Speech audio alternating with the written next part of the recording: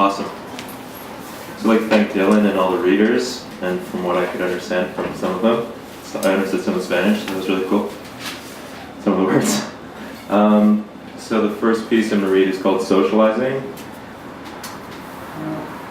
She decided to invite all of her ex-boyfriends to her birthday after watching a Martin Luther King news segment, which had ended and he passed away in 1968, which avoided that uncomfortable bit about his whole assassination by the police when he started to talk about economic class. The segment wanted to inspire those everything is better for black people now feelings that white people usually get when they watch violence in black and white. We just kind of want to laugh and not feel guilty and buy stuff. She invited people with whom she no longer spoke to bridge the divide. I would not rather be anywhere else right now, said one of her exes at the party. There was that. People make jokes at the expense of others, as though it would even out the fact that she'd supported them in all their snot during the death of their cat. I am so glad you came, she said. I'm really into fitness now, he said, and I've had sex with many new and conventionally attractive people. That's so great, she said. This is the best time I've had since yesterday. Some of the characters at the party were less forward, though, and she wondered why they came at all. She understood when the people following them entered, ornaments to their new selves.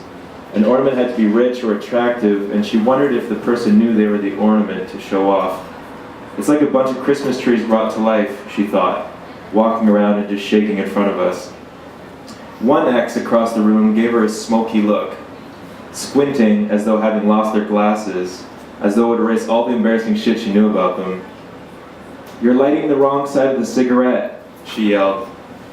The ex made as though they didn't hear and flipped their hair and looked out the window. To her cat, all these humans in the room might as well have just been saying, I'm hurt, no, totally incapable of expressing empathy because of a perceived attack when she dumped them.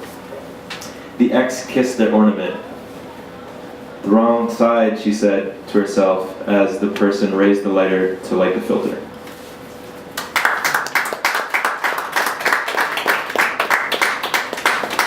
Okay, this one's not about ex-girlfriends or boyfriends. This is called I Am But Not By Not Being.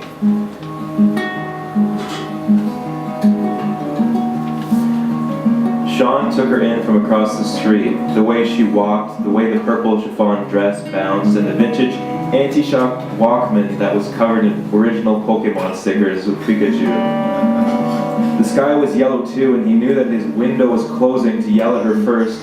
Sandy and David and Torin around him, having not noticed her yet, engrossed in the mathematics of a beer case. The thought of Sarah Burlock had dried his throat to sandpaper, the woman he'd yelled for at a block, only to later find her in his class on feminist porn, sitting away from him.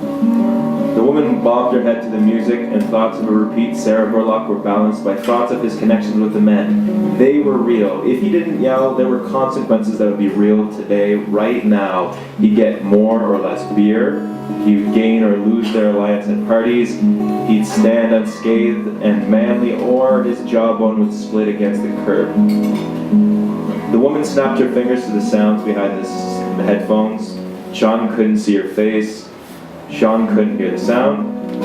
Sean looked at the boys, whose argument on the cost-splitting calculations of beer seemed to hold their attention away from seeing the woman.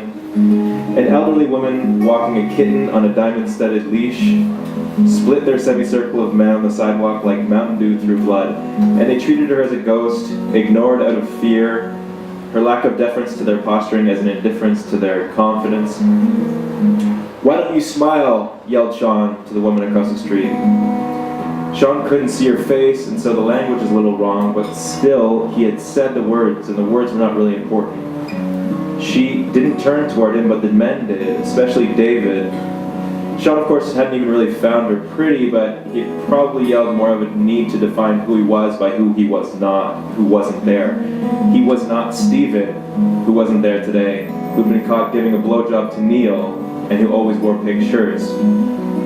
Sean was Sean because he wasn't Stephen. Sean was Sean because he had not given a blowjob to Neil. Sean was Sean because he wasn't Neil because he had never received a blowjob from Stephen in a picture. That's my sister, you fuck, Dave said to Sean.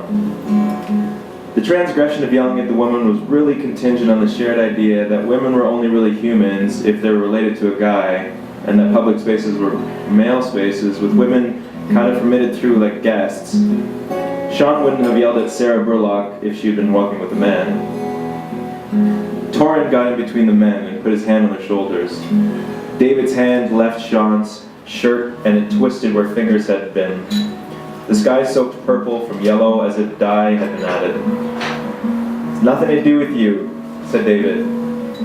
She was so far away," said Sean. That's it.